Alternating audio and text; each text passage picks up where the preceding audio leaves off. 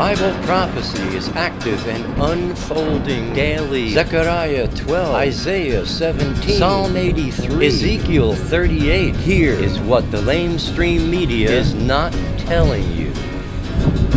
Shalom, my friends. Welcome to this week's newscast.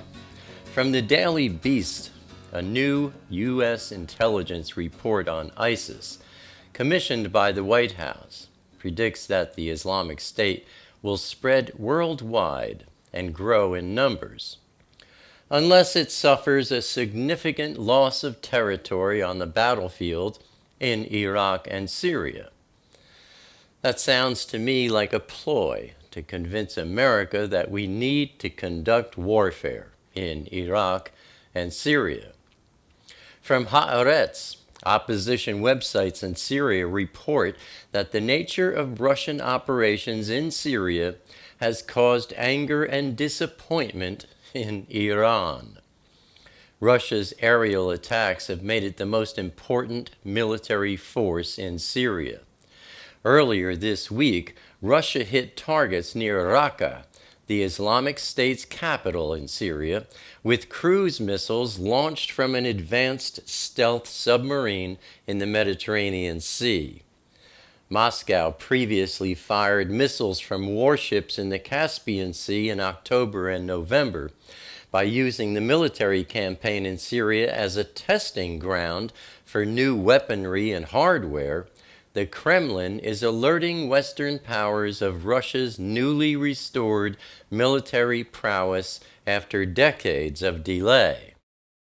Quote, "The missiles launched from the submarine were more of a political weapon aimed at Washington rather than a military one aimed at ISIS," close quote, said Chris Harmer, a senior naval analyst at the Institute for the Study of War.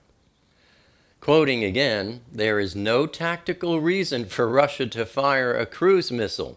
They are using these to show the world that they can," close quote. And from the Defense News, Russia is gradually surging its force strength in Syria. When Russia began air operations in Syria on September 30th, the contingent deployed to a Syrian air base in Latakia featured 30 fixed-wing aircraft and 20 helicopters. But things on the ground are not going well. Assad's army is tired, the Iranians are not very skilled, and the rebels they're fighting are quite experienced. After 6 weeks, Russia doubled the size of its air group, bombing targets in Syria with 25 long-range bombers from an airbase in southern Russia.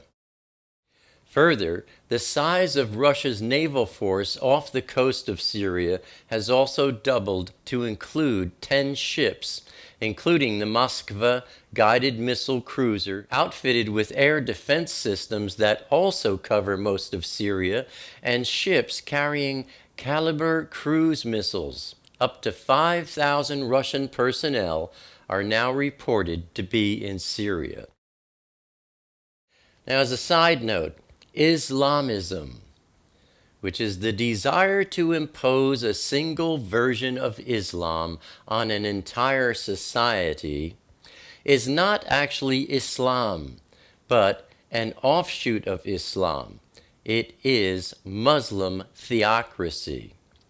In much the same way, jihad is a traditional Muslim idea expressing struggle.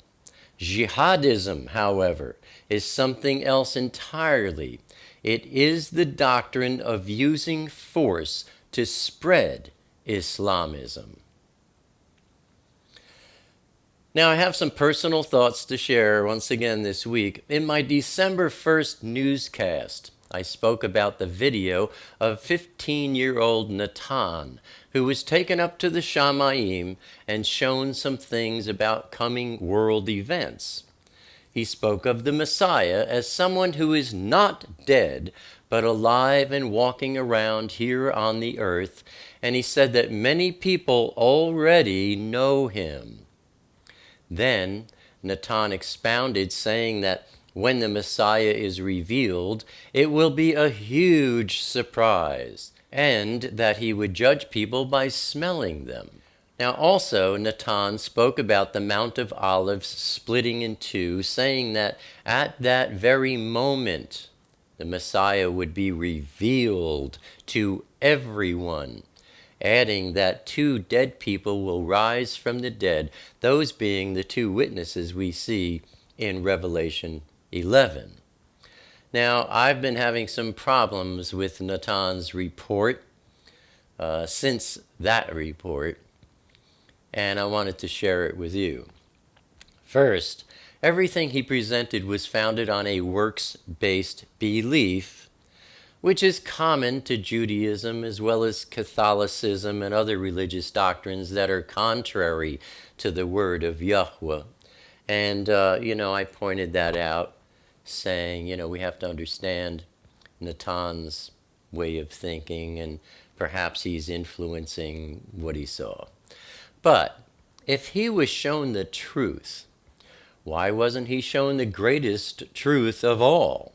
That salvation is only through Yeshua. Secondly, before the 2 witnesses of Revelation 11 can appear, the temple must already be rebuilt. And Natan never mentions the temple at all. Further, according to Scripture, the 2 witnesses will be killed by the beast who comes up out of the abyss. Natan never mentions that either. And after 3.5 days, the 2 witnesses are brought back to life and raptured up to the Shamayim in a cloud, while their enemies watch. And Natan didn't mention that most exciting point. Thirdly, Natan said the Messiah would smell the truth about people, and there is nothing in the word about Elohim smelling truth. Also, Yeshua doesn't return to the earth until much later than what Natan's report suggests. Yeshua's return is seen in chapter 19 of Revelation, and he does not appear at the Mount of Olives. He appears in the Shamayim, the heavens, riding a white horse, with the armies of the Shamayim following him, all on white horses. That is quite a different picture than what Natan presented. Now, when Zechariah prophesied in chapter 14, verse 4 of Zechariah, about the Mount of Olives splitting in two, it's Yahuwah's feet standing there. And that is a reference to Yahweh doing battle for Israel, not a reference to the second coming of Mashiach. So, Natan's report, it seems to me, is lacking some crucial points in order for it to line up and agree with the word of Yahweh. And we always want to measure all things like this against the word to see if someone is presenting truth or not. If it doesn't line up with the word, it's a lie. So Natan's report doesn't really line up with the word. However,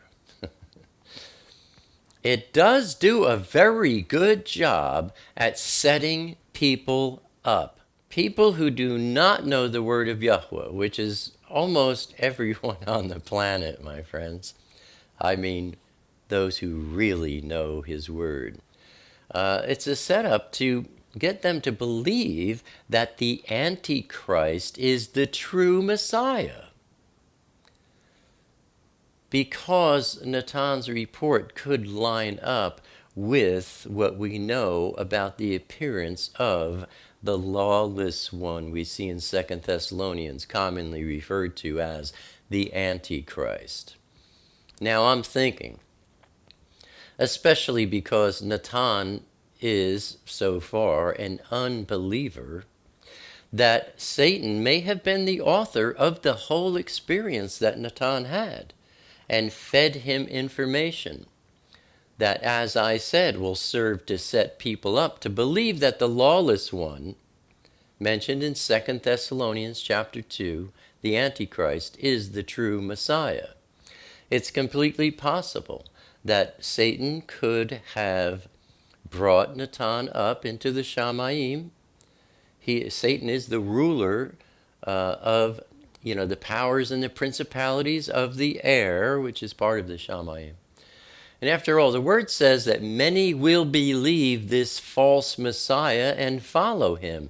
In fact, in 2 Thessalonians chapter 2, verse 11, we are told that Elohim will send a strong delusion to many so that they will believe the lie. Why does he do that? Because those people are those who refused to love the truth of Elohim. So let's just, bear in mind, Natan's experience was very exciting. I still think it has a lot of merit in terms of telling us that, we're at the door. The tribulation is about to begin very soon. And his report that, World War III could start in a matter of months, that could be accurate information. Perhaps that's Satan's plan. And that, Obama is Gog. It could very well be true that Obama is possessed by the demon king, the locust demon king, Gog.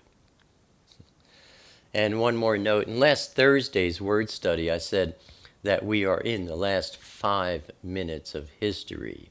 If you haven't watched last Thursday's video, I encourage you to do so. It's all about family and how family is supposed to operate and how family is not operating these days. And anyway, I pointed out saying that, this is important. We're in the last 5 minutes of history, meaning before the tribulation begins. And someone asked me to clarify that. So, you're going to get a tickle out of this. In 2 Peter, that's Kepha, chapter 3, verse 8, we read, "With Yahweh, one day is as 1,000 years, and 1,000 years is as one day." So, you do the math, 500 years for us would be approximately 12 hours to Yahweh.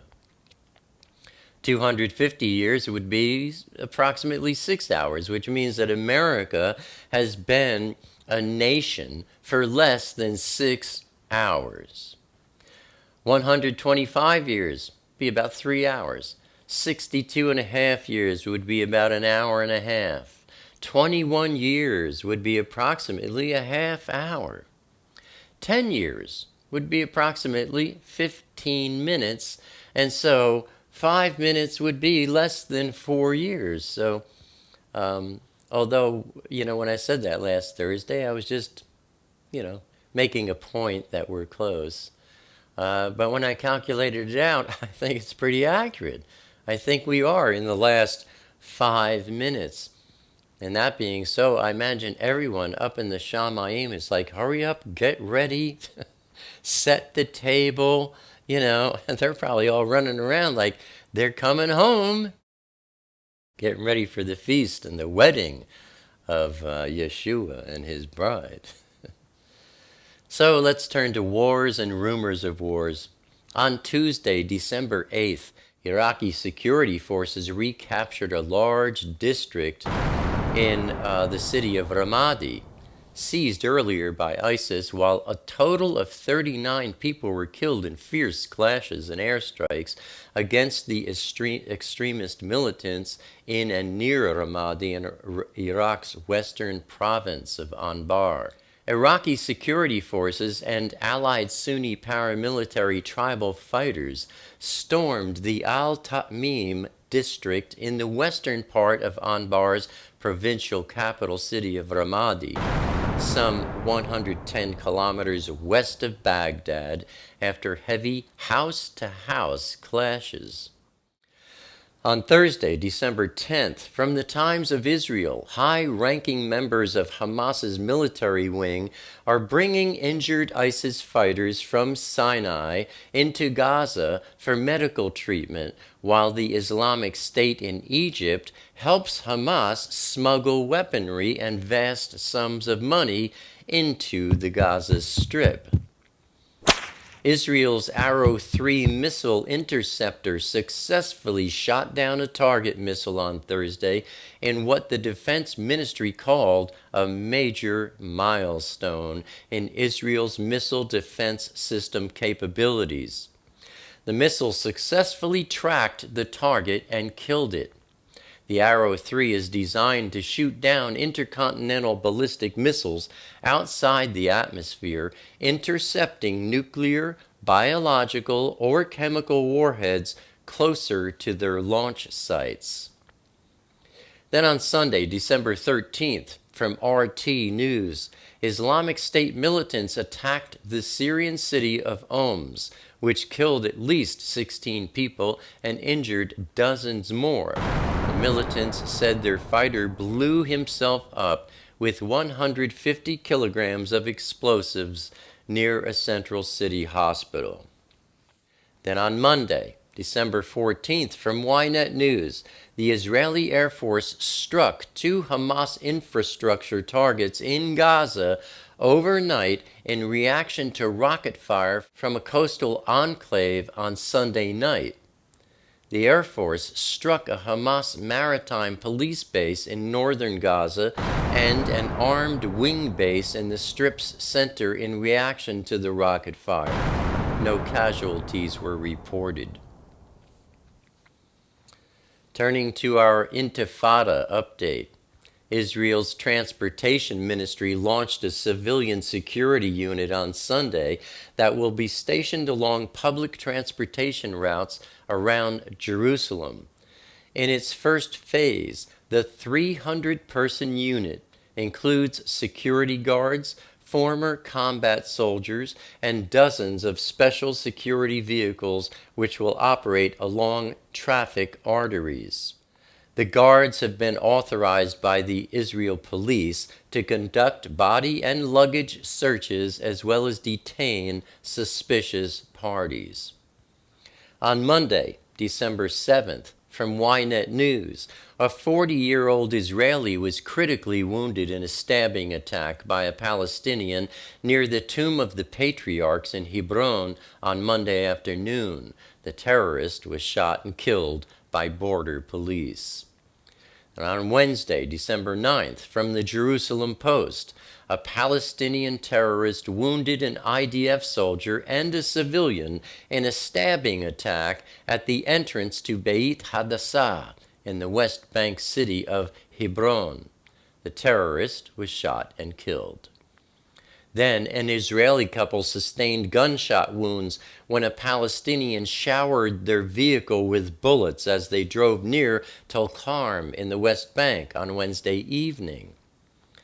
Then on Thursday, December 10th, from Haaretz, 4 Israeli soldiers were wounded in a car ramming attack at the Beit Aryeh junction in the West Bank. The driver escaped, but the car was later found by the IDF in the nearby village of Al-Luban. Inside the vehicle, security forces found an M16 rifle that belonged to one of the soldiers. Israeli security forces arrested the 37-year-old perpetrator the next day on Friday. Then on Friday, December 11th, from Ynet News, a Palestinian attacker tried to ram his car into Israelis at the Halhul Junction north of Hebron on Friday afternoon. Israeli troops shot and neutralized the attacker. No Israelis were hurt. Turning to our review of last week's news, Iraqi security forces recaptured a large district in the city of Ramadi. Hamas is bringing injured ISIS fighters from Sinai into Gaza for medical treatment, while ISIS helps Hamas smuggle weaponry and vast sums of money into the Strip. Israel's Arrow 3 missile interceptor successfully shot down a target missile. ISIS attacked the Syrian city of Homs and killed at least 16 people, injuring dozens more. The Israeli Air Force struck 2 Hamas infrastructure targets in Gaza. Then there were 2 Palestinian stabbing attacks on 1 Israeli and 1 IDF soldier. 1 Palestinian firearm attack wounding an Israeli couple, and 2 Palestinian car ramming attacks wounding 4 Israeli soldiers. And that, my friends, is what the LameStream Media is not telling you. Abba willing, I'll see you here again next week. Until then, stay safe. Shalom.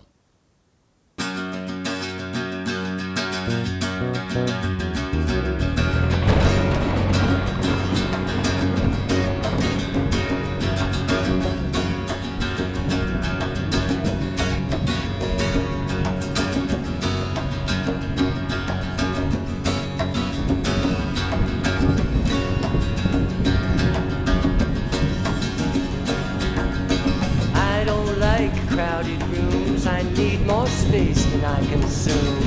Enough is time alone with you, underneath a naked moon, sharing confidential moods and making chatter. Mockingbird nocturnal sings notations of eternal things, entering the quantum breeze, flying not for want of wings. He lights his gaze on you and me, simply because we matter.